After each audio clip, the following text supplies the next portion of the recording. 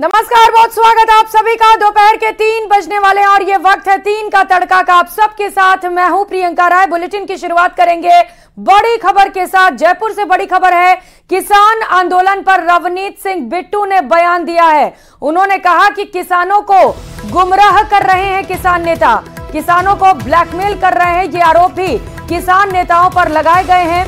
आंदोलनकारी नेताओं को बाहर से फंडिंग आने की बात उनकी ओर से कही गई।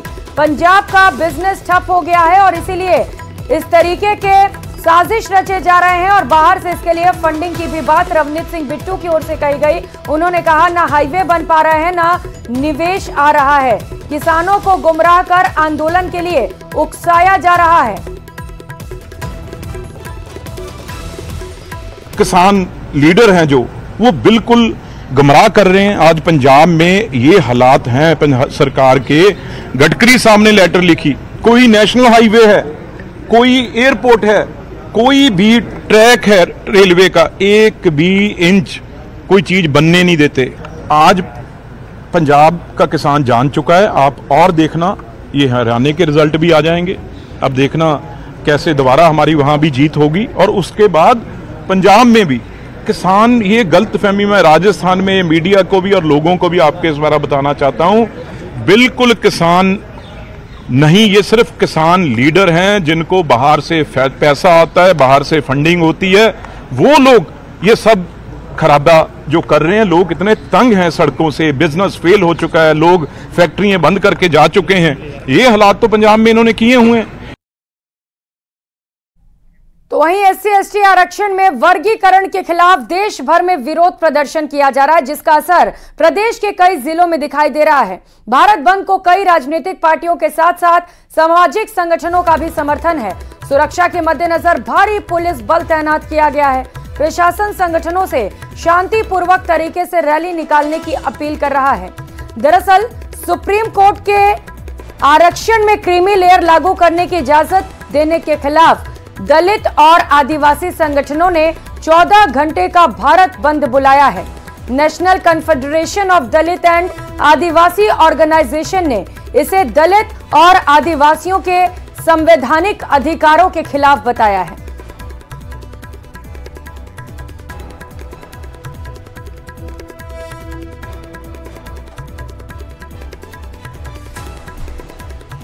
और अब आपको चित्तौड़गढ़ में भारत बंद की तस्वीरें दिखाते हैं, जहां भारत बंद का असर दिखाई दे रहा है। अनुसूचित जाति जनजाति महासंघ द्वारा 1 दिवसीय बंद रखा गया।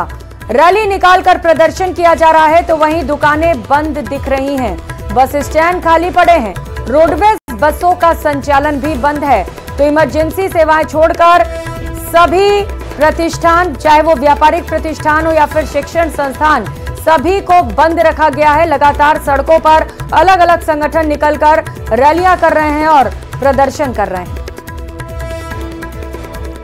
तो विरोध प्रदर्शन की पहली तस्वीर इस वक्त आपके टीवी स्क्रीन पर आप देख पा रहे हैं, जहां पर SC/ST की ओर से प्रदर्शन किया जा रहा है और संविधान को बचाने की मांग की जा रही है। सुप्रीम कोर्ट के फैसले का विरोध किया जा रहा है। उनका कहना है कि सरकारें इस कानून को लागू ना करें। ये अलग अलग तस्वीरें आप देख पा रहे हैं, जहां पर बाजार बंद कर दिए गए हैं और पुलिस बल की तैनाती चप्पे चप्पे पर है। प्रशासन की ओर से बेहद खास बंदोबस्त किए गए हैं, जिससे कि असामाजिक तत्वों के द्वारा किसी भी तरीके का हिंसक प्रदर्शन ना होने पाए। और साफ तौर पर प्रशासन की ओर से पहले से ही ये चेतावनी दी गई है कि अगर किसी ने भी माहौल बिगाड़ने की कोशिश की तो उसके खिलाफ सख्त कार्रवाई की जाएगी। तो बंद का असर हमारे प्रदेश में भी दिखाई दे रहा है। राजधानी जयपुर से भी तस्वीरें हमने आपको दिखाई कि किस कदर बंद का असर है। और चित्तौड़गढ़ में दुकानें बंद हैं। बस स्टैंड पर जो बसों के पहिए हैं वो भी रुक चुके हैं, क्योंकि आज यहां पर भी बंद का असर दिखाई दे रहा है। हालांकि ये स्वैच्छिक बंद है, किसी को प्रेशर करके जबरदस्ती दुकानें नहीं बंद कराई जा सकती और ऐसा ना हो, इसे लेकर भी पुलिस प्रशासन खास ख्याल रख रहा है। कई अलग अलग संगठनों ने इस बंद को अपना समर्थन दिया है। कई संगठन आज सड़कों पर हैं। अगली खबर कोलकाता मामले को लेकर, जहां पर कोलकाता रेप और मर्डर मामले में पीड़ित डॉक्टर के परिवार ने आरजीकर मेडिकल कॉलेज को कटघरे में खड़ा कर दिया है। न्यूज 18 इंडिया से खास बातचीत में पीड़िता के माता पिता ने अस्पताल पर कई गंभीर आरोप लगाए हैं।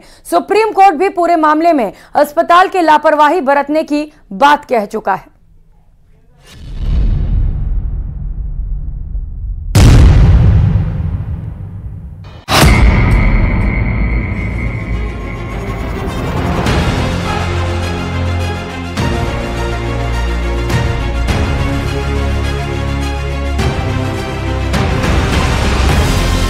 कोलकाता रेप केस की पीड़ित डॉक्टर के परिवार वालों ने आरजीकर मेडिकल कॉलेज पर लापरवाही के संगीन आरोप लगाए हैं। न्यूज 18 इंडिया के साथ एक्सक्लूसिव बातचीत में पीड़ित ट्रेनी डॉक्टर के माता पिता ने सीधे सीधे अस्पताल को कटघरे में खड़ा कर दिया है। पीड़ित परिवार वालों ने साफ कहा है कि अगर उनकी बेटी की मौत अस्पताल में ड्यूटी के दौरान हुई है तो जिम्मेदारी अस्पताल की ही है।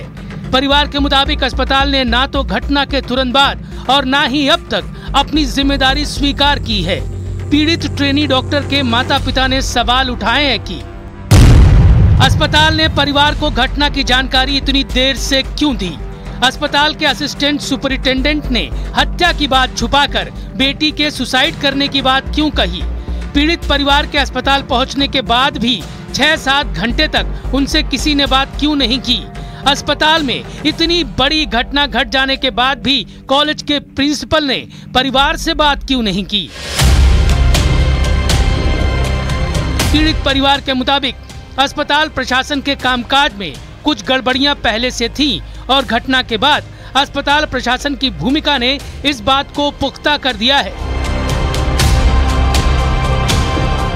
पहले से तो हमको अस्पताल के जो डिपार्टमेंट जो है जिसका पास मेरा लड़की को भेजा था वो ऑन ड्यूटी में था। एक ऑन ड्यूटी में एक जो लड़का हो या लड़की जिससे काम करता है, जैसे हमारा अंदर 3-4 आदमी काम करता है, उसका जो जिम्मेदारी है वो तो मेरा ही है ना जी। कोई दुर्घटना घट जाए तो मेरा हमको ऊपर जिम्मेदारी पड़ेगा। लेकिन उस लोग अभी तक इसके बारे में आज इतना दिन में कोई हमको फोन से भी बात नहीं किया। उधर काम जितना 6-7 घंटा था उस टाइम में भी हमसे बात नहीं किया था। इसलिए तो हम डिपार्टमेंट को पूरा डिपार्टमेंट को ही दायी कर रहा है पहले से। घटना के बाद से आरजीकर अस्पताल लगातार मामले की लीपापोती की कोशिश करता रहा। यहाँ तक कि जिस जगह ट्रेनी डॉक्टर के साथ रेप और हत्या की बात सामने आई, उस कमरे से सबूत मिटाए जाने का भी अंदेशा है। सबसे पहले आरजीकर मेडिकल कॉलेज पहुंची और वहां पर मौका वारदात का मुआयना किया, लेकिन जब तक वहां पर कई सबूतों के साथ छेड़छाड़ हो चुकी थी और बहुत सारे सबूत नष्ट हो चुके थे। यही वजह है कि सीबीआई की टीम करीबन 12 बार से ज्यादा मौका वारदात का मुआयना कर चुकी है। इसके अलावा अस्पताल का हर एक कोना खंगाला जा रहा है, 3D मैपिंग तक की जा रही है। इसके अलावा अस्पताल की छत पर भी सीबीआई की टीमें लगातार मुआयना कर रही हैं। सीबीआई को शक है कि मौका वारदात से या तो सबूतों को नष्ट किया गया है या सबूतों के साथ छेड़छाड़ हुई है।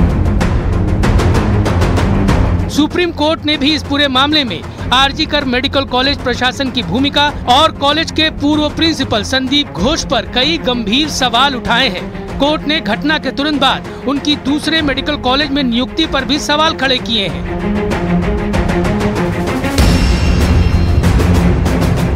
What was the principal doing? Why did he not? Why was this kind of inaction on the part? First, an attempt to pass this off as a suicide instead of a murder. I'm sorry, Mother, that's not correct. Not recording, not registering an FIR till late in the evening. Third, the body itself is handed over to the parents sometime in the evening for cremation. Kolkata की घटना के बाद अस्पतालों में डॉक्टरों की सुरक्षा का मुद्दा एक बार फिर से गर्मा गया है।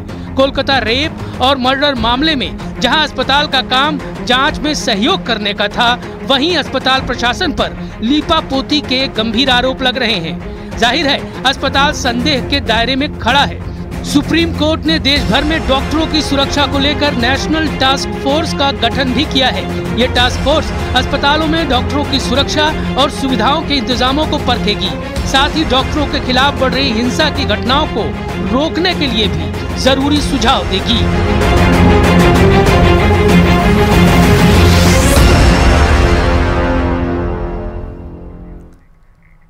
और खबरों में आगे बढ़ेंगे। राजस्थान की पूर्ववर्ती वसुंधरा राजे सरकार का dream project Dravyavati river front बदहाल हालात में है।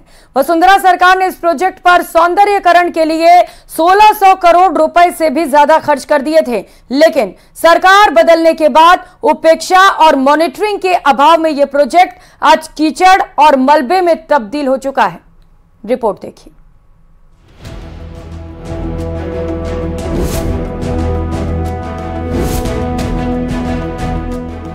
ये है जयपुर की द्रव्यवती नदी, जो इन दिनों लोगों की परेशानी का सबब बनी हुई है। चारों तरफ गंदगी का अंबार लगा रहता है, जिसके चलते लोगों को परेशानी का सामना करना पड़ता है। लोगों का आरोप है कि इसकी सफाई नहीं की जाती, जिसके चलते यहाँ से निकलना किसी जंग से कम नहीं होता।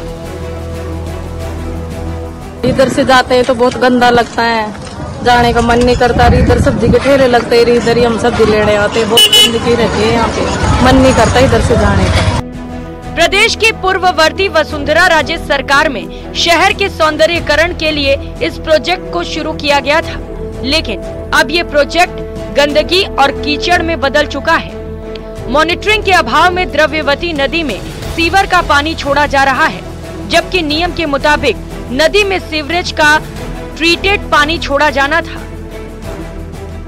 ये जैसे नाले के अंदर गंदगी है कि मलबा वलबा भरा पड़ा है, ये हट जाए तो मच्छर मक्खी थोड़ा कम हो जाए, बदबू थोड़ा कम हो जाएगा। यही है। द्रव्यवती नदी के हालात इन दिनों बेहद खराब है। सफाई के अभाव में मच्छर पैदा हो रहे हैं, जिसके चलते आसपास रहने वाले आबादी मच्छरों के कारण डेंगू और मलेरिया का शिकार हो रही है। जब से मैं देख रहा हूँ ऐसा तो गंदगी है, कोई साफ सफाई तो है नहीं। कोई आ रहा है थोड़ा बहुत साफ सफाई करता है, ऐसा रहता है। इसमें बहुत आदमी का बीमारी वगैरह बहुत कुछ है, तो मैं बताऊँ इसको अगर साफ सफाई करने का कोई अगर है तो करवा दो, फिर सही है। दरअसल नाहरगढ़ की तलहटी से शुरू होकर ढूंढ नदी गोनेर के पास स्थित रामचंद्रपुरा डैम तक 47 किलोमीटर लंबे इस प्रोजेक्ट में 170 MLD क्षमता के 5 सीवरेज ट्रीटमेंट प्लांट बने हैं। इसके अलावा यहाँ वॉकवे, साइकिल ट्रैक, 3 बड़े पार्क भी बने हैं, लेकिन मेंटेनेंस के अभाव में आज ये प्रोजेक्ट धीरे धीरे बदहाली की ओर बढ़ रहा है।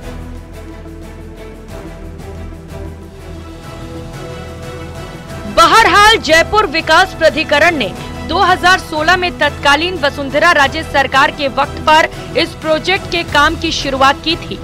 तब टाटा कंपनी को इस प्रोजेक्ट को बनाने के लिए करीब 1471 करोड़ रुपए का कॉन्ट्रैक्ट दिया गया था।